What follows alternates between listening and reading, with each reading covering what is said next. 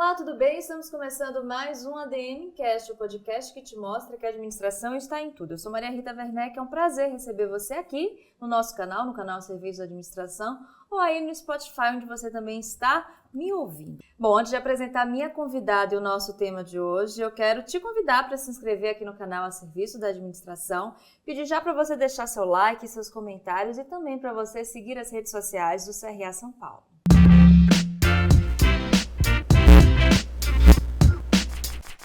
Vamos lá, o nosso tema hoje é sobre hábitos financeiros saudáveis e para essa conversa eu tenho o prazer de receber a bacharel em administração Mara Marcondes, pós-graduada em finanças com MBA em gestão e estratégia de negócios pela FGV e assessora de investimentos com certificação CFP da CAT Investimentos do Safra Invest, onde atualmente ela também atua, né, Mara? Seja muito bem-vinda. Muito obrigada pelo convite, Maria. Sim, atuo como assessora de investimentos na CAT Investimentos, do Safra Invest. E é um prazer estar aqui para falar de algo que eu tanto amo, que é hábitos saudáveis e educação financeira. Maravilha. Então, a gente já vai começar aqui fazendo uma provocação. Já vou te provocar já no início. Muita gente fala que sempre ter uma reserva financeira é um excelente hábito saudável, né, financeiro, mas a gente sabe que não é o único. Gostaria de começar esse programa te pedindo para falar quais são os outros hábitos, pelo menos os principais, né, hábitos financeiros saudáveis que as pessoas precisam ter. Perfeito. Quando a gente fala de educação financeira e hábitos financeiros, a reserva de emergência ela é primordial. É por aí que o investidor começa para se organizar financeiramente. Então é indicado que ele tenha ali uma reserva de 6 a 12 vezes o valor do custo médio dele mensal. Passando dessa reserva de emergência, a gente pode adquirir outros hábitos. Um deles é o controle de gastos. Então, hoje, Maria, tem muita gente que não sabe o quanto ganha. E é importante saber quanto você tem de receita, quanto você tem de despesa todo mês para você organizar um orçamento financeiro. Além disso, buscar minimizar o consumo excessivo. Então, a gente vive numa sociedade extremamente consumista, onde a todo momento a gente é bombardeado de informação. Então, tomar cuidado com o consumo excessivo, com linhas de crédito que não são adequadas para o crescimento do seu patrimônio. Então, são alguns hábitos que você pode incluir na sua vida financeira. Muito bom. E a gente sabe que, infelizmente, a gente começou o ano de 2025 já com algumas questões financeiras bastante impactantes, né? Por exemplo, até separei aqui pra gente.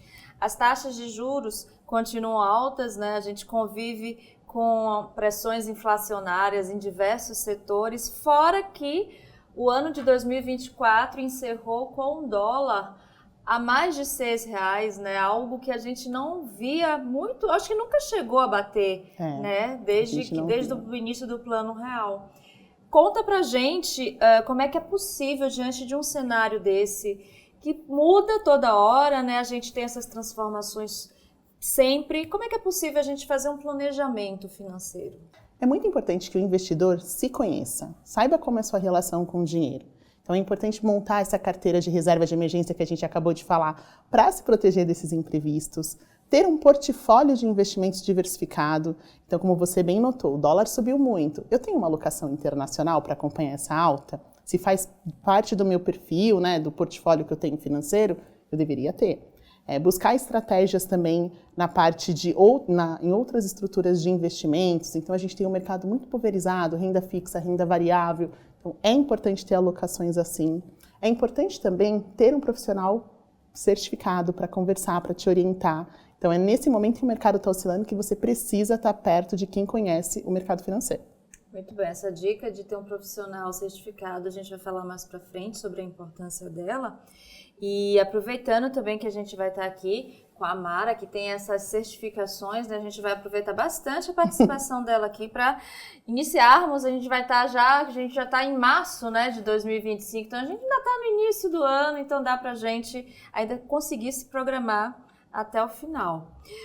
Bom, gente, segundo uma pesquisa, Mara, do SPC Brasil, 8 em cada 10 entrevistados, eles fizeram uma pesquisa e 8 em cada 10 entrevistados assumiram que não sabem fazer um planejamento das suas próprias finanças, né? Aí eu gostaria de saber, na sua opinião, por que é tão difícil para o brasileiro saber, conhecer, iniciar um planejamento financeiro eficiente, né? Acho que a falta de educação financeira. Hoje em dia a gente não tem educação financeira na escola, né? Então as pessoas elas crescem sem aprender a lidar com o dinheiro. E aí elas entram no mercado de trabalho e também não tem nenhuma orientação do que fazer com o primeiro salário. Então as pessoas, pela falta de educação financeira, você acaba atrasando esse desenvolvimento financeiro do brasileiro. O brasileiro também, até por uma questão econômica, tem uma atitude muito imediatista, né? Então, ele acaba olhando tudo com aquele viés muito de curto prazo, aquela necessidade de ter sempre liquidez na carteira. Então, isso impede também de você acessar produtos de investimentos mais rentáveis e também diversificar o portfólio financeiro.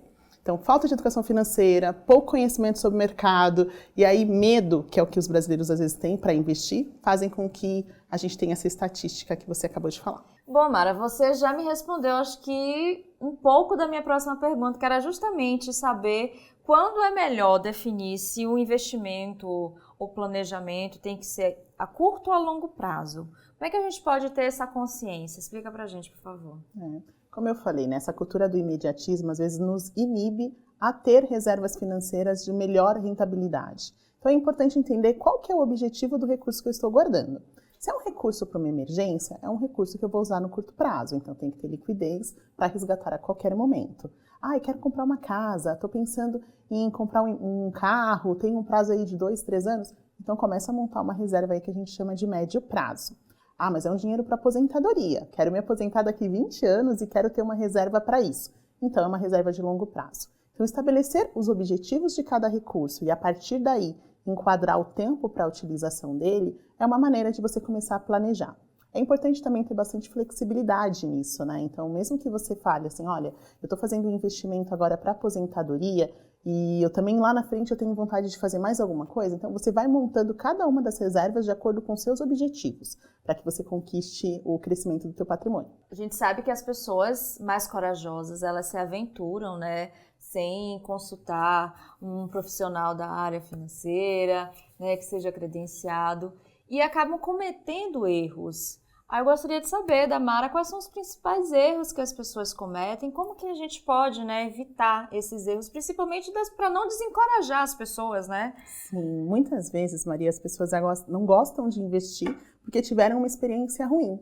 E normalmente a experiência ruim vem de justamente usar linhas que não foram tão confiáveis, sabe? Então, olha, começa fazendo um investimento que eu vi ali que tem altos ganhos, mas eu não entendo como funciona essa estrutura, eu não sei quem está por trás da operação. Então, a gente precisa tomar muito cuidado. É importante a educação continuada, então quanto mais você entende de finanças, mais você busque profissionais que sejam reconhecidos. Então, todo profissional reconhecido e certificado, ele tem cadastro ali na CVM, na Anbima, que são as associações que regulam o mercado financeiro. Então, você consegue saber se essa pessoa pode te trazer informações sobre investimentos.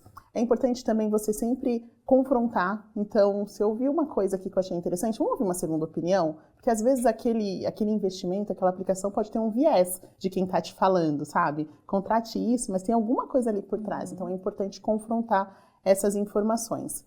E buscar sempre uma assessoria que seja credenciada, como eu comentei. Então, hoje, por exemplo, eu trabalho num escritório de investimentos, onde a gente é credenciado a um banco. Então, tem uma solidez por trás, tem toda uma curadoria na seleção dos ativos. E quando a gente fala de investimentos, mais do que olhar produto, é entender qual que é o perfil, qual que é o momento de vida desse cliente, qual que é a tolerância dele de risco para algum tipo de ativo. Então, é fundamental não olhar só produto, mas entender se aquilo faz sentido para você. E ter acesso a essas informações do profissional é possível. Por exemplo, saber se uma empresa, se um profissional ele é credenciado, as pessoas conseguem facilmente. Sim, é super simples. Dentro da internet, você vai lá no site da CVM, por exemplo, por CNPJ, por CPF, você consegue localizar os profissionais. Maravilha, Mara. Ótima dica essa, né, pessoal? Bom, a gente até agora falou sobre planejamento no sentido de começar a se planejar, começar a fazer uma reserva, mas digamos que a pessoa que está nos assistindo não teve essa iniciativa e está endividada. Por onde começar a organizar essas dívidas? O que é que se paga primeiro? Qual montante se levanta primeiro? Como é que funciona isso? Porque eu acho que muita gente se perde também nesse momento, né? Exato. E assim, hoje quando a gente olha para o nosso mercado financeiro, a cada 10 brasileiros a gente tem 8 pessoas endividadas. Então é uma estatística muito alta, né? E depois da pandemia isso se aflorou ainda mais. Então assim, a primeira coisa que eu vou falar para essas pessoas que estão endividadas é senta e organiza as suas finanças. É um momento doloroso, sabia? Não é fácil. Então, tem muita gente que não abre a conta do banco, não quer ver o extrato financeiro, porque sabe que está negativo. Evita atender telefone porque sabe que é uma ligação de cobrança. Então, não é uma situação dolorosa para essas pessoas, mas ela precisa ser resolvida.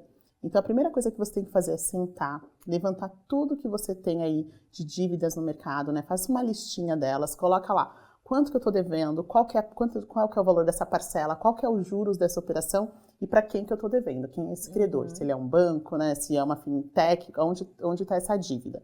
Levantei esses custos, aí você vai olhar quais são as dívidas que você tem com maior taxa de juros. E aí já é de onde você vai começar para tentar eliminar. E você vai sentar com esses credores para negociar. Então hoje a gente tem várias plataformas para renegociação, o Serasa está disponível para fazer renegociação, intermediar essa comunicação entre o credor e o devedor, mas é importante agir, assim, eu acho que muitas vezes as pessoas acham que se eu deixar para lá, isso vai passar. Vira uma bola de neve absurda. É isso, o juros só vai aumentando. O efeito do juros composto, ele é bom e ruim. É bom para quem investe e péssimo para quem está devendo. Então, tente usar isso ao seu favor e resolver o quanto antes. E aproveitar sempre essas feiras, né, que você está falando, essas ajudas que surgem, né, das empresas, das organizações, para ajudar a fazer um acordo, um parcelamento, né? O importante é começar. É muito importante. Algumas pesquisas mostram que existem mais de 76 milhões de brasileiros com CPF negativado. É muita gente. Ter um CPF negativado é te tirar do mercado financeiro, porque você não consegue tomar crédito, você não consegue abrir uma conta, você não consegue ter acesso ao dinheiro. E aí, sem ter acesso ao dinheiro, você vai se manter num ciclo de pobreza. Então, é muito importante a gente olhar com atenção para essa parte da dívida, para resolver o problema, para tentar regularizar o quanto antes, para que você possa respirar depois mais aliviado e começar suas reservas financeiras. E aproveitando ainda essa questão, quem não tem de onde tirar, vale a pena ir atrás de empréstimo financeiro? Então, o empréstimo financeiro ele é muito perigoso, né? E precisa se entender o motivo daquela contratação. Então, eu sei que algumas pessoas vivem numa situação financeira que é muito difícil. E se você não consegue pagar esse empréstimo, foge dele. Né? Tenta buscar outras fontes, tenta ver o empreendedorismo. Assim, o Brasil é um país de muitos empreendedores e é um empreendedorismo ainda de subsistência, né? As pessoas elas fazem o empreendedorismo para poder viver, né? Então isso é muito ruim, mas é uma forma muito melhor do que você tomar um crédito com taxas de juros altíssimas e depois se afundar numa dívida que você não vai conseguir pagar. É verdade, só vai complicar mais a situação, gente. Bom, o que a gente pode considerar como comportamento de risco dentro das finanças, Mara? Um comportamento de risco é o que a gente comentou agora há pouco, que é o imediatismo. Então, quando você investe pensando em ganhar muito dinheiro no curto prazo, certamente você está se arriscando muito mais e isso pode trazer danos ao seu patrimônio. Um outro comportamento que tem me preocupado muito, Maria, são os jogos. Sabe esses joguinhos virtuais que todo mundo está falando? Isso gera no investidor um comportamento compulsivo, de querer jogar cada vez mais para ter recurso muito mais rápido. Só que a gente sabe que a maioria desses jogos eles são feitos para que o jogador não ganhe. Então, além de você perder o seu dinheiro, você ainda começa a fortalecer aquele comportamento compulsivo de querer ganhar muito no curto prazo. Então, isso é um hábito ruim. Um outro hábito que também me preocupa bastante é quando as pessoas já têm um recurso financeiro, mas deixam tudo numa mesma aplicação. Sabe aquele dinheiro que fica sempre na poupança ou que fica parado na conta corrente porque a pessoa não quer investir ou tem medo de perder alguma coisa? Mesmo ela não fazendo nada, ela já está perdendo. A gente falou, né? Esse ano está sendo um ano muito difícil e a inflação está disparada. Então, quando você não investe o seu dinheiro, você está perdendo o seu poder de compra, perdendo a capacidade de manter o mesmo padrão financeiro que você tem hoje. Então, isso acaba sendo muito perigoso. E o último que eu falaria é quando você investe em algum ativo que não tem nenhuma relação com o seu perfil. Existem vários perfis de investidores, né? A gente fala que é o perfil mais conservador, que é aquele cliente que tem medo de perder dinheiro, então ele acaba sendo mais cauteloso. O perfil moderado, que entende que para ganhar um pouquinho mais, talvez ele vai abrir mão de prazo, então ele aceita um pouquinho de risco na carteira. E o perfil agressivo e arrojado, que é aquele que entende que para ganhar mais, ele tem que entrar no jogo de investimentos e colocar uma parcela mais expressiva em ativos de risco. Cada investidor tem um produto específico. Então, um grande erro do investidor é comprar um ativo que não está atrelado ao seu perfil. Porque se você é conservador e está comprando um ativo de clientes mais agressivos, com certeza você não vai conseguir suportar a volatilidade desse papel na sua carteira. E aí você vai sair com prejuízo. Vai ser aquela pessoa que não dorme, né? Isso. Aquela pessoa que fica preocupada, meu Deus, meu dinheiro, será que amanhã vai estar, né, da mesma forma que eu deixei hoje? Exatamente. Outros problemas surgem, né, Mara? E isso é muito ruim, porque é dessas experiências que a gente vê grandes investidores com potencial de crescimento de patrimônio saindo do mercado e voltando para aquele ciclo ruim de investimentos porque fez uma aplicação incorreta.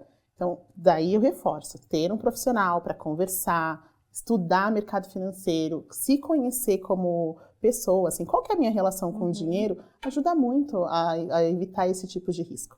Agora, muita gente, engraçado você falar isso agora, porque a gente vai entrar justamente nessa questão da educação financeira digital. Muita gente, por falta de oportunidade, por falta de acesso, até de conhecimento, procura na internet tirar dúvidas sobre investimentos, aplicações, enfim, questões financeiras e podem entrar numa furada. Infelizmente, a gente sabe que nem todo mundo que está na internet tem boa intenção, tem conhecimento, tem credibilidade. Aí vem a minha pergunta. Como que a gente pode aproveitar a internet para tirar nossas dúvidas, para a gente até saber identificar, por que não, nosso perfil de investidor, sem que isso se torne um problema no futuro, Mara? A internet ela é uma grande solução para a educação financeira, né? A gente comentou que a falta de educação financeira faz com que o brasileiro invista menos e tenha menos prosperidade. Quando a gente tem internet, a gente tem ali a possibilidade de adquirir conhecimento.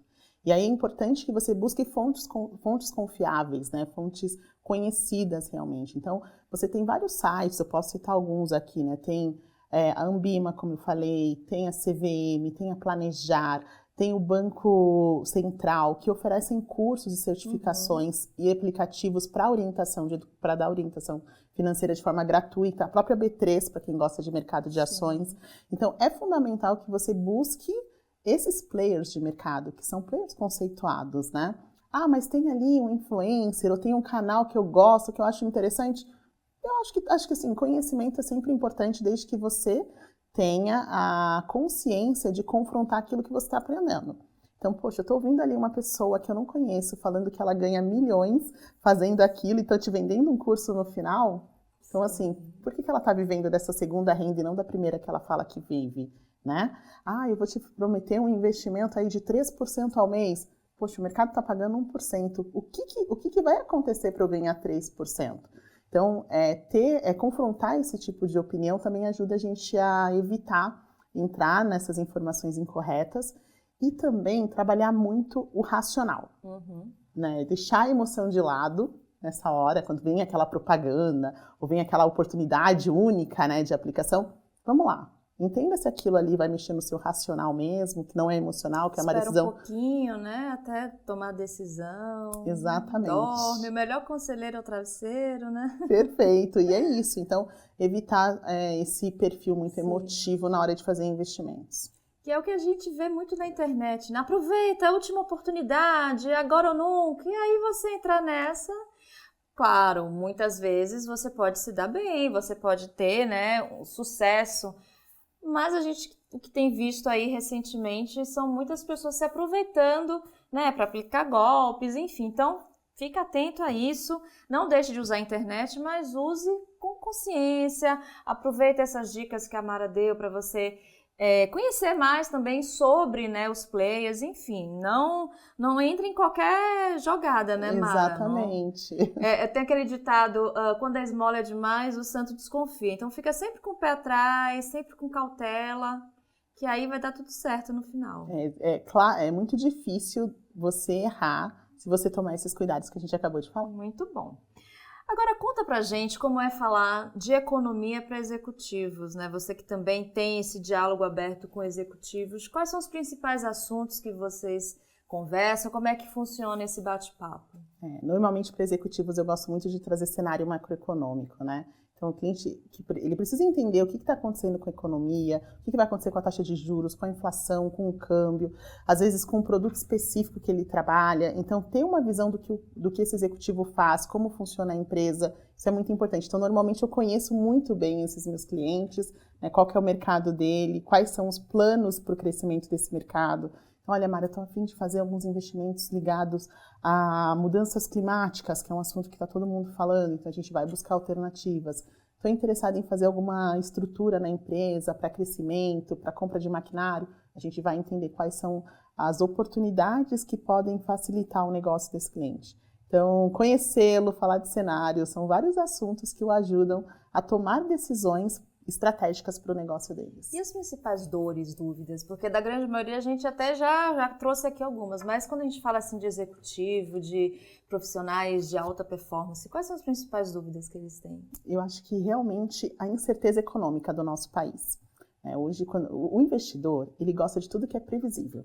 Né? E quando a gente está num mercado que tem muita imprevisibilidade, a gente não sabe o que vai acontecer, como que o mercado vai se comportar, isso traz bastante desgaste para o executivo, para o investidor. E aí é muito importante, quando a gente fala de investimentos, Maria, que essa carteira que ele tenha de investimentos, ela seja uma carteira diversificada. Porque se um cenário não estiver andando tanto, o outro tá. Então, uma coisa vai compensando a outra e a carteira segue crescendo em momentos de instabilidade.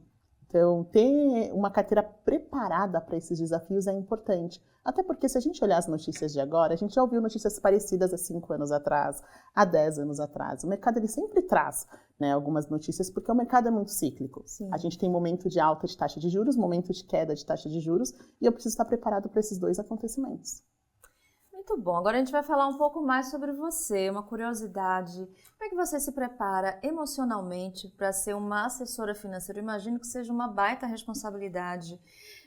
Dar conselhos, prestar assessoria sobre esse assunto. A gente está falando de dinheiro, de investimento de outras pessoas, de empresas. Como é que você controla, né, essa mentalidade, essa ansiedade? Acho que imagino que seja também alguns dias ansiosos, né? Como é que funciona? Tem um pouquinho de tudo aqui. Conta pra gente. Mas eu costumo dizer que existem algumas coisas na vida das pessoas que são muito importantes. Saúde, e aí você tem um profissional médico para te ajudar nisso, e dinheiro. Porque se você não tem dinheiro, você vai ter vários problemas na sua vida. Então, o meu papel é um papel muito cuidadoso nesse lugar, porque eu sei que qualquer atitude que a gente tome errado com dinheiro não vai impactar o meu cliente ali diretamente. Tem toda uma estrutura de família, uma empresa, funcionários. Então, eu me preocupo muito em ter a informação correta para cada cliente. E para isso eu tenho que estudar, não tem muito o que fazer. Então, é estudar todos os dias, olhar cenário, olhar mercado, estar perto de gestores, né? Onde eu trabalho, eu tenho contato direto com os gestores de fundos, com economistas-chefes de banco, para trazer essa visão mais plural do que está acontecendo no mercado, para minimizar os meus vieses pessoais e aí poder dar uma informação mais isenta para o investidor que está ali na minha frente. A proximidade, então os meus clientes sabem quem eu sou, eu conheço eles, sei muito quais são os projetos. Acho que é importante ter essa transparência de relação, até para que eu consiga realmente ajudá-los e apoiá-los em cada projeto que eles têm ali de vida. E eu acho que o mais importante é o acompanhamento também da carteira, né? Tem cliente que faz investimento, e aí eu vou falar de forma generalizada, porque às vezes a pessoa vai no mercado e fala assim, olha, eu tenho um recurso financeiro, investe e nunca mais volta para conversar sobre esse dinheiro. E aí não sabe mais como é que está a aplicação, não sabe se as alocações estão aderentes ao momento e ao cenário que a gente está vivendo. Então, é fundamental que você faça uma análise periódica dos seus investimentos. Converse com o seu especialista, entenda se os investimentos que você tem estão realmente adaptados para aquele cenário de volatilidade e também quais são as oportunidades. Porque às vezes a gente fala assim, poxa, o mercado está ruim, então só tem coisa ruim no mercado? Não. Tem muita oportunidade para o investidor, taxa de juros alta, câmbio subindo, então vale a pena você aproveitar as oportunidades de mercado. Muito bacana. Bom, Mara, além desse seu trabalho, né, além do seu trabalho na área financeira, você também faz um trabalho como mentora.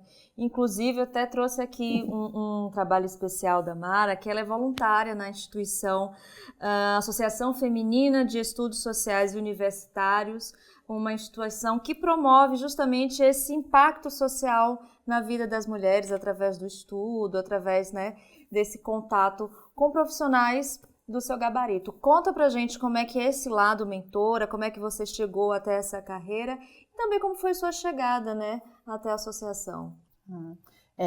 Eu, como trabalho, né, com investimentos, com o mercado financeiro, eu falo que eu sou uma agente de transformação, porque o que eu faço muda a vida dos meus clientes, né? Com certeza. E como que eu posso fazer isso de forma muito mais ampla? Então, a FES, ela vem nesse lugar, né? Como é que eu posso ajudar outras meninas a também investirem nelas mesmas, né? A investirem no conhecimento e no crescimento delas, para que elas possam um dia ser uma cliente investidora minha também. Eu fui aluna da FESO, então tenho um carinho, uma relação muito particular, né? Uma organização que tem um trabalho incrível de trazer educação, de ampliar horizontes, de mostrar para essas meninas outras possibilidades de empregabilidade de mercado. Então, quando eu fui adolescente, aquilo para mim era muito importante. E aí eu volto para a FESO hoje para fazer mentoria, para devolver um pouco de tudo que eu ganhei ali, né, quando eu era aluna, e tentar ajudar essas meninas a se capacitarem, a estarem prontas para o mercado de trabalho.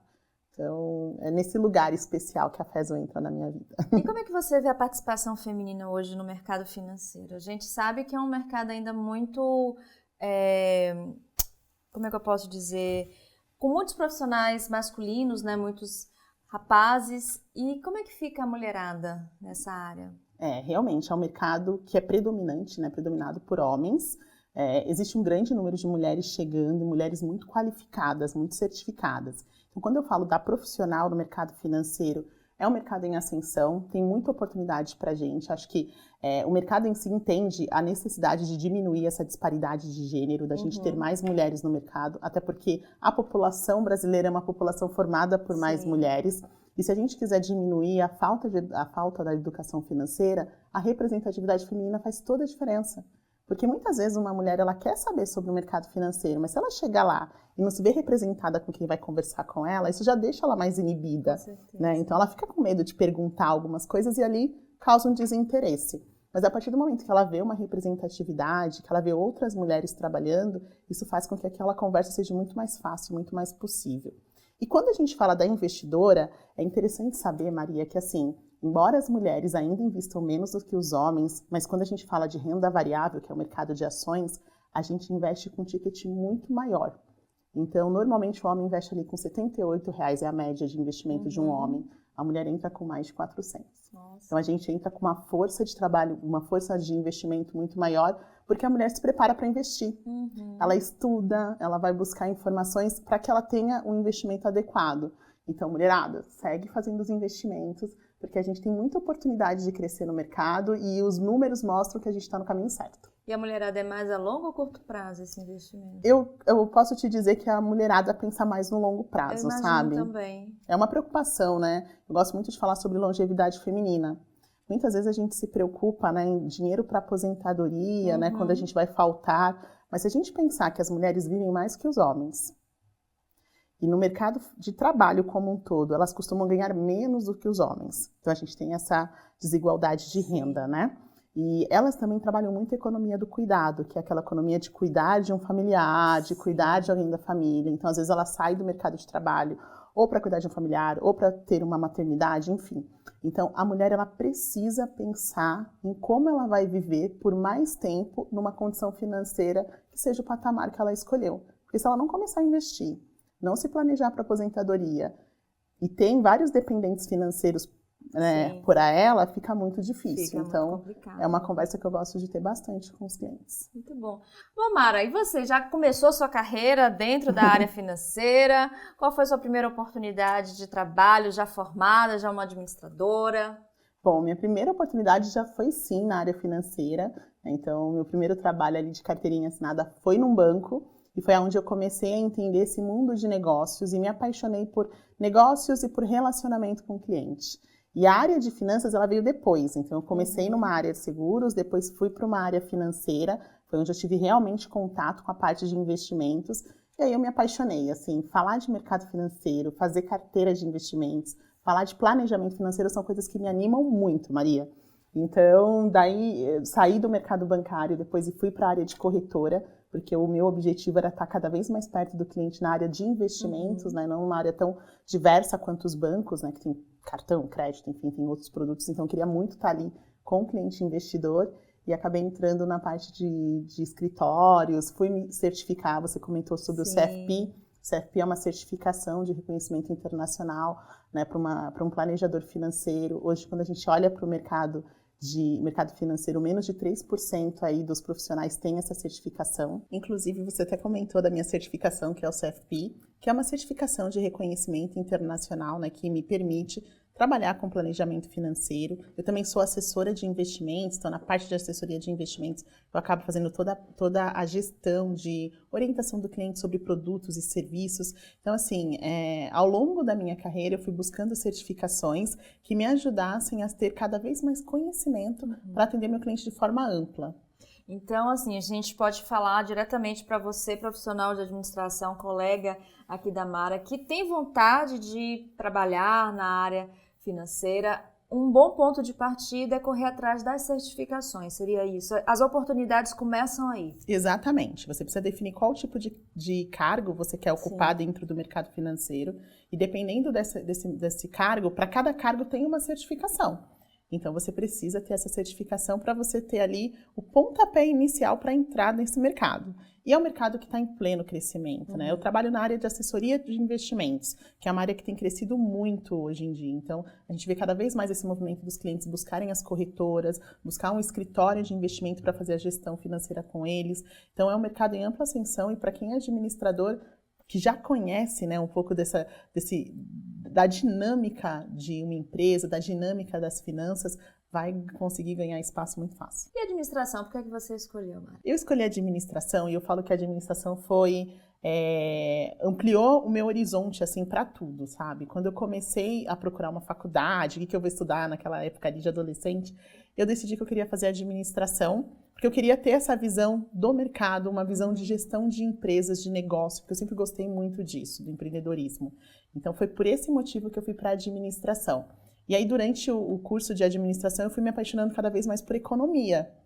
E aí, o meu primeiro emprego foi já na área de bancos. Então, eu falo que ela foi, assim, o primeiro degrau que eu subi para chegar onde eu estou agora e para ir cada vez mais buscando conhecimento. Maravilha. Bom, gente, vamos agora para a nossa dica de leitura. A Mara preparou uma dica para a gente vai pedir para ela falar agora. Chegou o momento da nossa dica, Mara. Tem um livro que eu sou apaixonada para quem quer aprender sobre educação financeira, quer entender um pouco como que é a sua relação com investimentos. Eu costumo falar, Maria, que investimentos é muito mais do que matemática, está muito ligado a comportamento. Então, tem um livro chamado Psicologia Financeira, do Margot Housel, que fala justamente sobre como é a nossa relação com o dinheiro, o que é um princípio de riqueza, fortuna, o que é uma ganância, o que é desejo de você realmente prosperar. Então, é um livro muito importante, é a minha dica de leitura para todo mundo que quer prosperar com finanças. Maravilha, é bom que a gente já começa a entrar com o pé direito. Para quem não conhece esse livro, não teve oportunidade, já vai para um assunto bastante importante, que é o autoconhecimento, né? Que é fundamental, imagino, nessa área de finanças e investimento. Né? Exatamente, porque às vezes a pessoa acha que o investimento é só matemática. E não, porque se fosse só matemática seria muito mais fácil você orientar uma pessoa a tirar dinheiro de poupança e colocar numa renda fixa, ou vender um ativo que não vai ter crescimento na carteira para buscar outro ativo de valorização. Mas o nosso comportamento, a maneira como a gente se relaciona com o dinheiro, ela interfere muito nas nossas decisões. Então eu indico esse livro para que as pessoas se conheçam e possam investir com sabedoria. Maravilha. Bom, gente, agora vai para a nossa última pergunta. Durante todo o nosso papo, a Mara já foi respondendo essa pergunta, mas eu vou encerrar, vou fazê-la para a gente tentar sintetizar a sua resposta, Mara. Para você que não entende sobre finanças, né, você não tem familiaridade com os assuntos do mercado financeiro, como se tornar apto a se tornar um planejador financeiro para si próprio, né? A gente está falando assim, nós como indivíduos, né? Como se tornar um conhecedor? Que dicas você deixa? Por onde começar a conhecer sobre esse universo? Então vou fazer um apanhado de tudo que a gente conversou para facilitar aí para vocês. Primeira coisa, vamos organizar o nosso orçamento financeiro. Então, preciso saber quanto eu ganho, preciso saber quais são as minhas despesas. Estou superavitário? Estou deficitário? Então, se eu estou superavitário, eu vou começar a fazer a reserva de emergência. Fiz a reserva de emergência, eu começo a estruturar os meus investimentos de curto, médio e longo prazo. Converso com especialistas de investimentos, porque eu não conheço, então eu tenho que ter alguém que conheça para me orientar e vou buscar educação contínua. Então, vou aprender, vou buscar aquelas plataformas que eu comentei para saber cada vez mais sobre investimentos. Mara, fiz o orçamento e eu não estou nessa fase, eu estou lá no deficitário. Então vamos lá, vamos sentar, olhar todas as dívidas, organizar essas finanças, negociar com os credores os pagamentos para que você possa ficar no azulzinho de novo e aí começar a investir. Maravilha, a gente está agora já com todas as ferramentas, pelo menos as iniciais, as principais, né, Mara? Para dominarmos esse assunto. Eu quero muitíssimo te agradecer. Sua vinda aqui no nosso ADMcast, compartilhar com a gente um pouco do muito que você sabe. Muito obrigada, Mara. Eu que te agradeço, Maria, pela atenção, pela conversa que foi super prazerosa e eu espero realmente ter trazido aí mais conhecimento para vocês. E fiquem à vontade também para a gente conversar em outros momentos, né? É isso que a gente vai te perguntar, onde é que as pessoas te encontram, né? Nas redes sociais, quem quiser te acompanhar depois do programa. Pode me encontrar no meu LinkedIn, que é Mara Marcondes, CFP. E no Instagram também estou lá, em Mara M. Marcondes. Vai ser um prazer falar com vocês. Podem mandar perguntas que eu puder ajudar. Como eu falei, como agente de transformação no mercado financeiro, a gente tem a obrigação de falar cada vez mais sobre educação para as pessoas. É isso aí. Bom, e muito obrigada a você também que ficou conosco em mais uma edição do ADMcast. Um prazer receber você aqui no canal Serviços da Administração e aí no Spotify. Você que está nos ouvindo aí na sua plataforma de áudio. Bom, se você ainda não é inscrito ou inscrita aqui, não esqueça de se inscrever, de deixar seu comentário, né? O que é que você achou sobre esse programa? Sugerir novos nomes, novos assuntos. Não esqueça também de deixar o like e de curtir as redes sociais do CRA São Paulo. Eu sou Maria Rita Werneck e espero vocês no próximo ADMcast. Tchau, tchau!